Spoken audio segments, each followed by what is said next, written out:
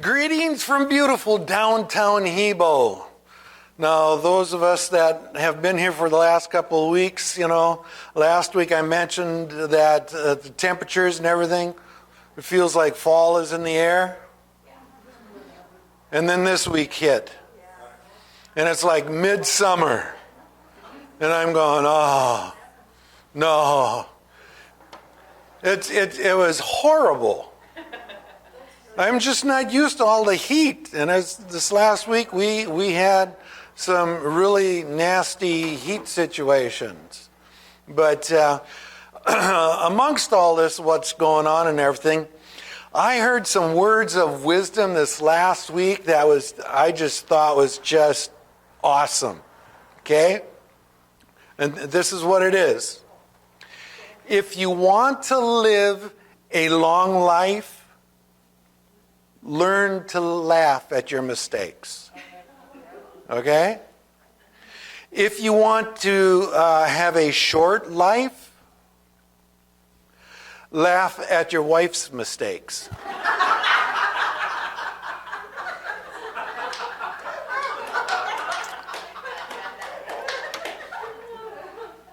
I think I'm going to try to apply that. Yeah. Well, the Lord's been having me study Jeremiah, and so, we're going to continue on in Jeremiah this morning. How long are we going to be in Jeremiah? It's like this, the Lord only knows, because I don't. So, anyway, we're going to continue with Jeremiah, and we're in Jeremiah chapter 2 at this point, and we're going to start off with verses 1 through 4. And it reads, Now the word of the Lord came to me, saying, Go and proclaim in the ears of Jerusalem, saying, Thus says the Lord, I remember concerning you the devotion of your youth, the love of your betrothals. You're following after me in the wilderness, through a land not sown. Israel was holy to the Lord, the first of his harvest. All who ate of it became guilty. Evil came upon them, declares the Lord. Hear the word of the Lord, O house of Jacob, and all the families of the house of Israel. Okay? Now, quite frankly, when it goes all the families, you just go ahead and include yourself in that situation.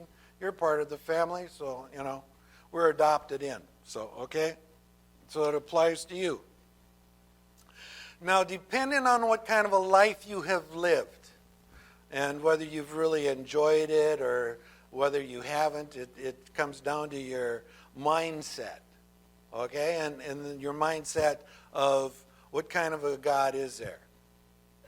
If you even acknowledge that there is a God, then you go, okay, so what kind of a God is there? Well, life hasn't been full of pleasures.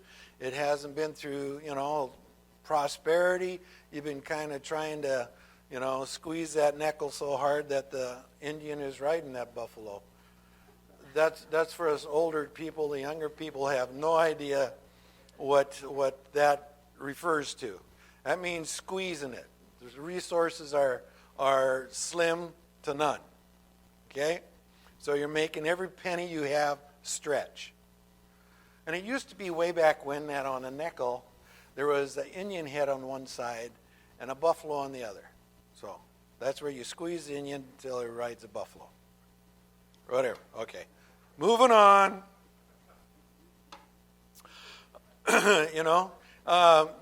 Things just haven't went the way you would like them to go. Life wasn't a lot of fun and stuff. And so, you look at God and you have the image that God is just this grumpy old man or grumpy old woman that's just waiting to thump you for doing something wrong. Depending on how your mindset is. Okay? Now, we can refer to thumping, right? Now, in the church, we use a different language than thump. We go, the judgment of God.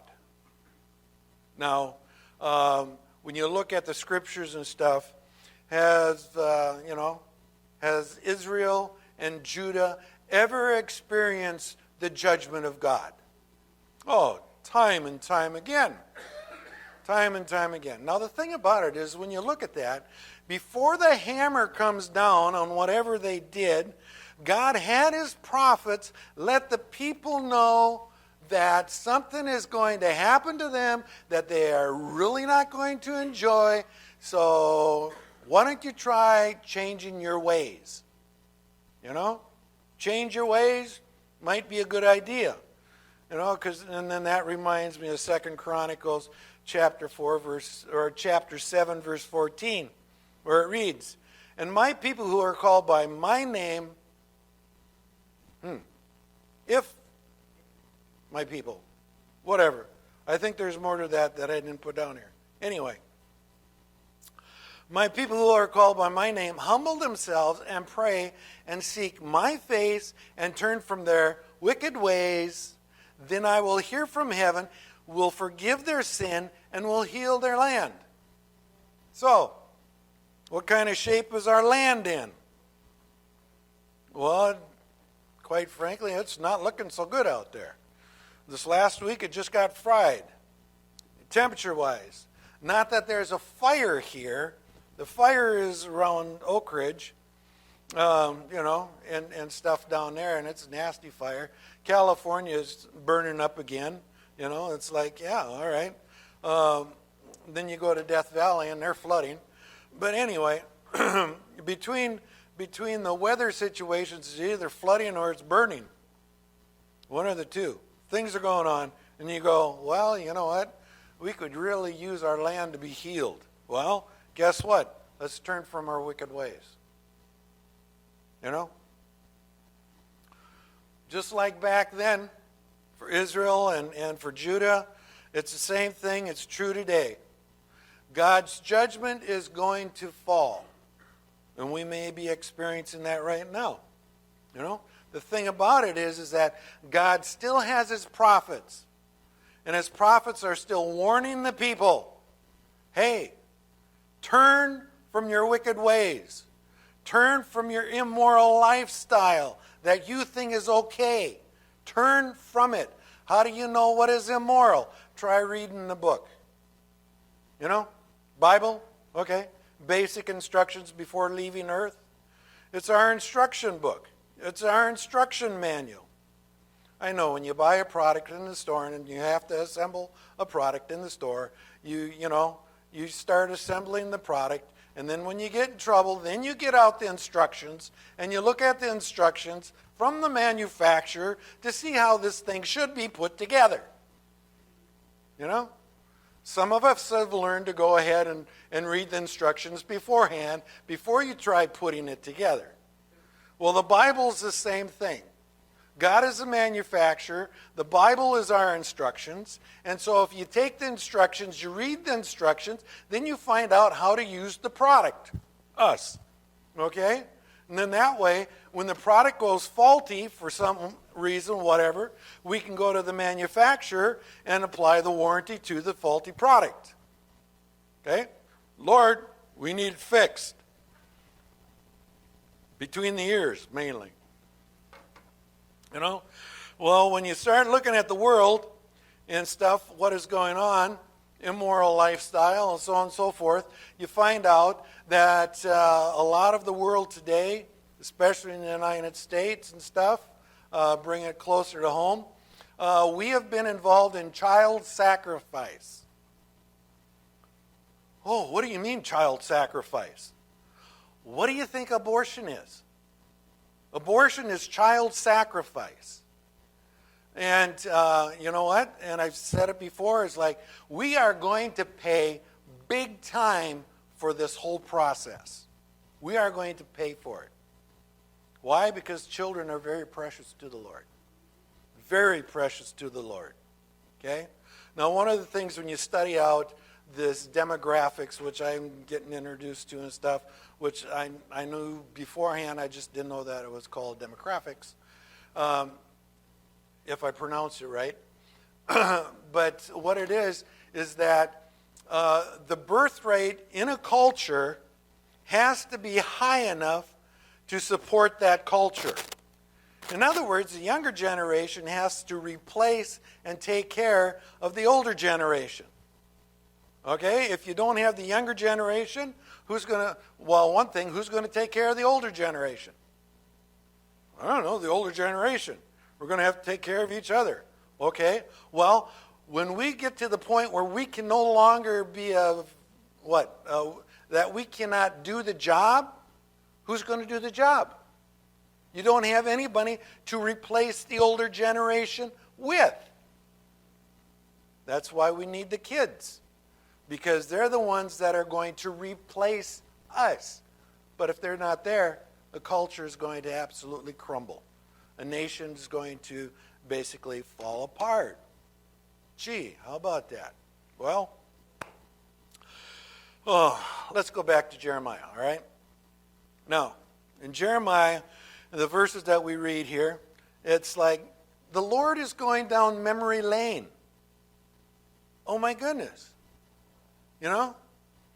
And when he brings this up, because it starts off, I remember, okay? God is going down memory lane. Well, what is the purpose for him going down memory lane? How many of you know that we tend to forget what an awesome relationship we had when we started off? You could say when you started your marriage, when you were young and in love. Hopefully you're old and still in love, but you know. But the thrill and the excitement. How about when you came to the Lord? Yes, oh man, the thrill and the excitement that is there, where all of a sudden, your brain is just going off. Light bulbs are just going off all over the place because you're seeing, you're recognizing, and oh, how awesome God is, and just the fantastic relationship you can have with God. And it's incredible. It's like, yes, it's exciting. Guess what? We need to return to our first love. Return.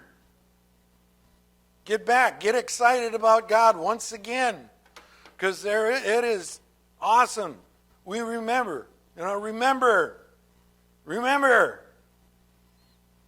We tend to forget. We forget the good times, and what do we focus on? The bad times? Well, if you're going to focus on the bad times in your relationship, what do you think? What kind of a relationship do you think you're going to have? Not so good. If it even lasts. Yeah.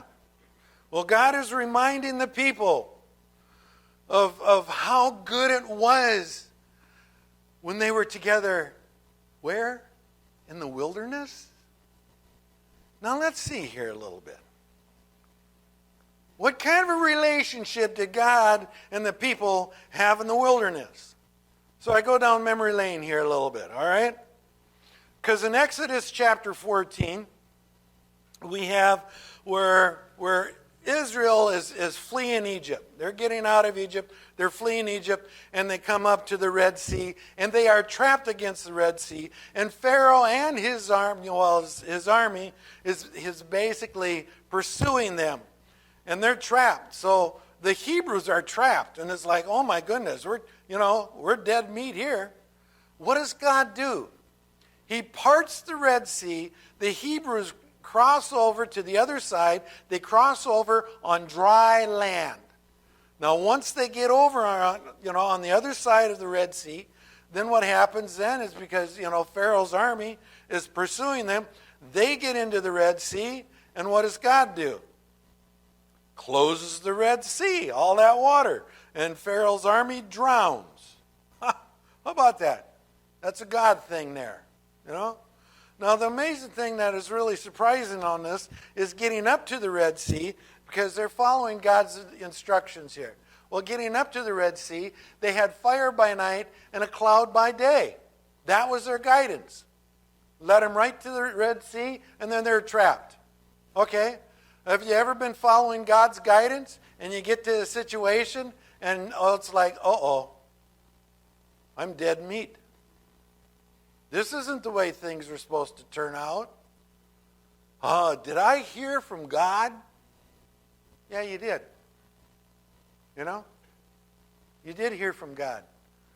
But when you get trapped and it's looking like there's no way out, you get to see God do something incredible in your life. You know? Awesome.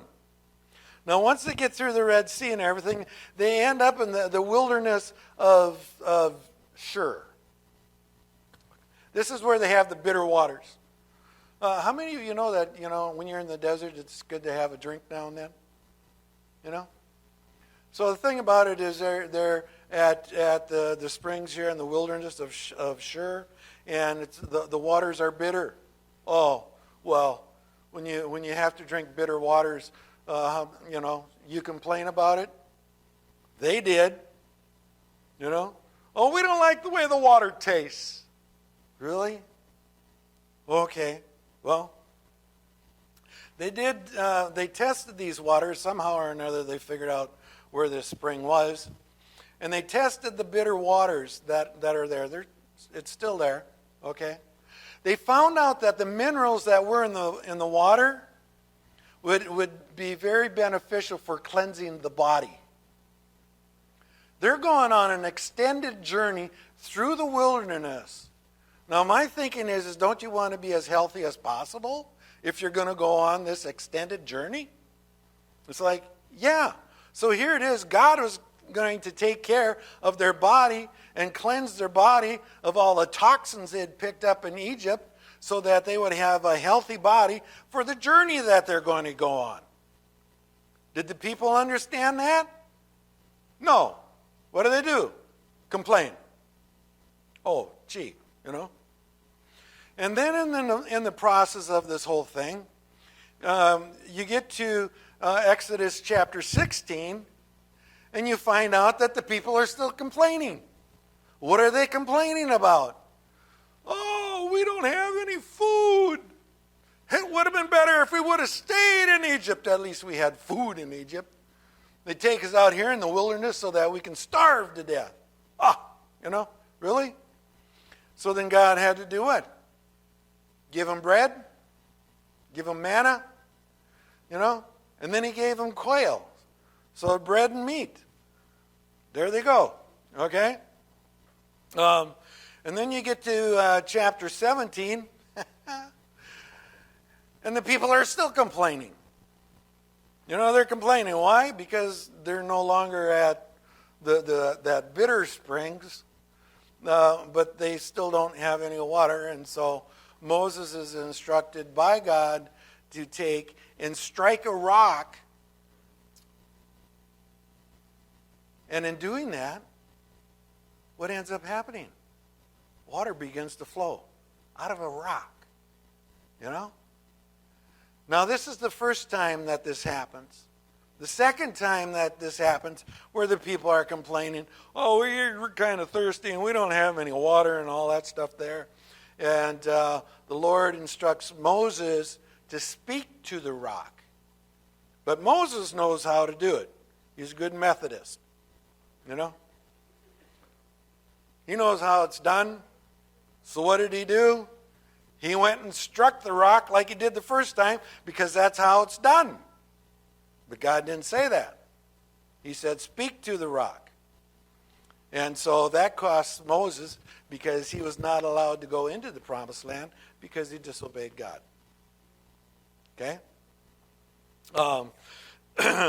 Now, Exodus 20, we have the Ten Commandments at Mount Sinai, and that's just a really neat experience there for somebody, not the people apparently. Because in Exodus chapter 20, verses 18 and 21, because Moses is like, come on, people, let's, and the people said, Exodus 18 and through 21. All the people perceived the thunder and the lightning flashes and the sound of thunder and the mountain smoking. And then when the people saw it, they trembled and stood at a distance. Then they said to Moses, speak to us yourself and we will listen. Thunder and lightning and smoke is like, yeah, that's, okay. We'll listen to you, finally. Okay. But let not God speak to us, or we will die. Moses said to the people, do not be afraid, for God has come in order to test you, and in order that the fear of him may remain with you, that you may not sin. God wanted them to come into a close relationship with him. It's come unto me. When you have a close relationship with God, what tends to start falling away? Sin. It doesn't entice you as much. So you don't need to do that. Did the people draw close to the Lord? No, they didn't. And Moses goes up in the mountain, he gets all the laws and all that stuff there, and da-da-da-da-da-da-da-da, until you get to Exodus 32. Exodus 32, that's where you have the golden calf. Moses is on the mountain so long. How many of you know that we can only wait so long? And especially today, our attention span and everything has shortened up even more. I call it the microwave age. That way you can go in and you can put your popcorn in, and in a few minutes you can have your popcorn instead of having to sit there over the stove and doing all the shaking and stuff. It really cuts down on the work process. Of course, if you had to go to the stove and you had to shake it, could probably cut down on be good for the waistline though too. Oh well, too bad. You want a hot dog nowadays? You don't even have to warm up the water. You can just stick it in the microwave. A minute, you got your hot dog. How about longevity? Are we into longevity? Not anymore. If I don't have instant gratification, I'm going to complain. I want it right now. Well, the people haven't changed. Moses is up on the mountain, spending time with God, and the people do what? But they have a golden calf experience. And when Moses comes down, he is so angry at the people that he takes the tablets that the Ten Commandments are on, and he smashes them. And the thing that I get about it is that golden calf, he made him grind it up so that it was just powder, and then he made him drink it. Well, you want to have an awesome experience with your God, right? You want your God to be a part of you, don't you? Well, yeah, he did. All right? That's just the book of Exodus. You still have Leviticus, which is the law, but you still have Numbers and Deuteronomy for them to go through. And this is just Exodus. It's like, come on, And how about, because finally you get to Numbers and you get to the 12 spies that go in, and they're at the Kadesh Barnea, the spring there. They're only 18 months into the journey at this point, where they send the 12 spies into the promised land to scope it out, and the spies came back and only 2 of them gave a favorable response. Hey, if God is with us, go for it. The other 10, oh no, that's, they're big people. Oh, they're a lot bigger than what we are. Let's not go there. Okay. Besides, we have to protect our women and children. Awesome. Good reasoning, right? Good reasoning not to obey God. God protect women and children. Good thing for men to do. And they all died in the wilderness. And it was the children that went into the promised land. It's like, So their excuse became their judgment. All right? Now, God is seeing this absolutely incredible relationship that he had with the people. And I'm sitting there going, huh? I see a bunch of self-centered, ungrateful, complaining, rebellious, redneck people. And God is like, oh, it was so awesome, when you followed me in the wilderness. You reading the same book I am? It's like, I don't see that. I see a rebellious bunch of people. But he sees this awesome relationship. And I'm going, God, you see things differently than I do.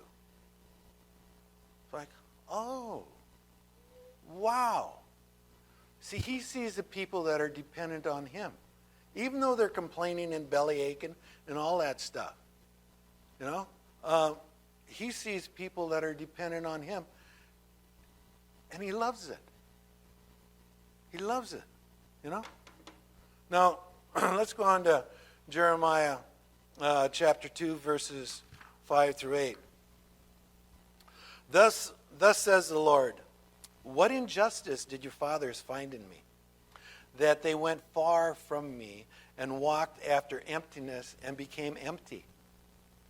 They did not say, where is the Lord, who brought us up out of the land of Egypt, who led us through the wilderness, through a land of desert and of pits, through a land of drought and of deep darkness, through a land that no one crossed and where no man dwelt? I brought you into a fruitful land to eat of its fruit and its good things. But you came and defiled my land and my inheritance for you, and my inheritance you made an abomination. The priests did not say, where is the Lord? And those who handle the law did not know me. The rulers also transgressed against me. And the prophets prophesied by Baal and walked after things that did not profit. Oh my goodness. You have people, you have people who know the scriptures. And my comment is, yes, that's what it says. Now what does it mean? Because I find that I can read something and my understanding, because it's English, and sometimes I think I understand English, I think I understand it because that's what it says. And then I study it and I find out that I'm totally off. It's not what the Lord is saying at all. So that's where, that's where I sit there and I encourage you, find out what it means. Because people just make blanket statements. Well, that's what the scriptures say. Yeah, but what does it mean? Let's get to the meaning of it. What's God addressing? So that's where, for me, it says, where the priests did not say, where is the Lord? And those who handle the law did not know me. Unfortunately, there are pastors that do know the scriptures, but they still don't know the Lord. They don't have that intimate relationship with the Lord. Hopefully I do. So, just a warning here. Now, there's something that I came across just recently about Baal. Okay? Because people who basically turn away from the Lord and turn away from that relationship, they get into doing Baal worship. Okay? What is Baal worship? Well, part of Baal worship is child sacrifice. Abortion. Child sacrifice. That's what's been ruling our nation for quite a while. Okay? That's just all part of it. So you have the abortion issue. You have a whole lot of immoral sex. Okay? That goes right along with child sacrifice.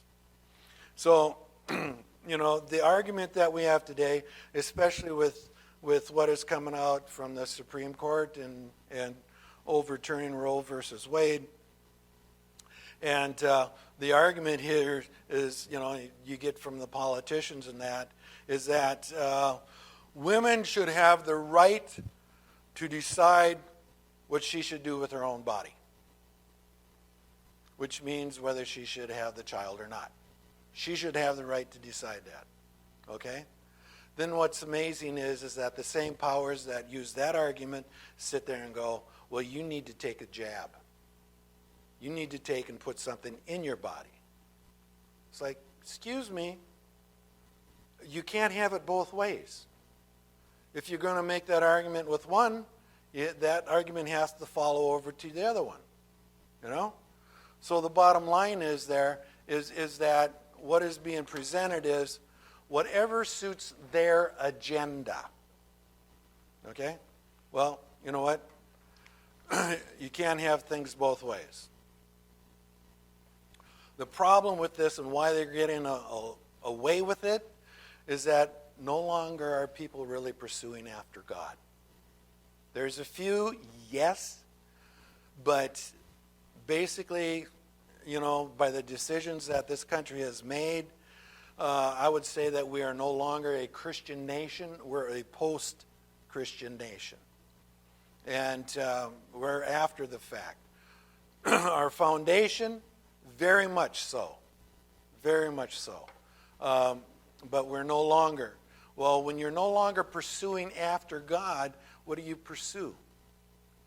In a lot of cases, you pursue logic. And that's what your argument is. Do they understand the flaw in their logic? No, they don't.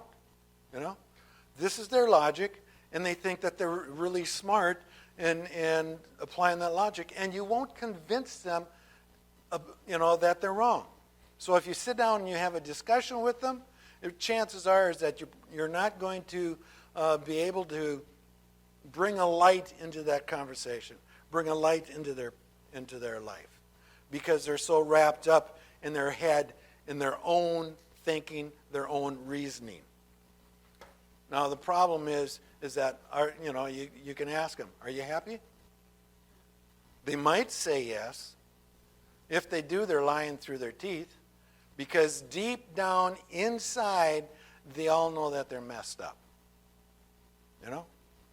And they're miserable, and until they see the light, or once they until they accept Jesus, they're just going to continue to make the wrong choice. And they'll make one wrong decision after another wrong decision. The only right decision they can make is to ask Jesus into their life and take it over and let him do the guiding. Okay? So anyway, in these verses here, they're sitting there going, God's going, what fault? What fault? Can you find any fault with me? Is there any? It's like, no, there isn't. Look at everything I've done for you. So you cannot find fault with me. However, in the next verses, God can find fault with the people. Because in Jeremiah 2, verses 9 through 11, it says, therefore I will yet contend with you, declares the Lord, and with your sons' sons I will contend. For cross to the coastland of Kittim and see, and send to Kedar, and observe closely, and see if there has been such a thing as this. Has a nation changed gods when they are not gods? For my people have changed their glory for that which does not profit. Be appalled, O heavens, at this, and shudder,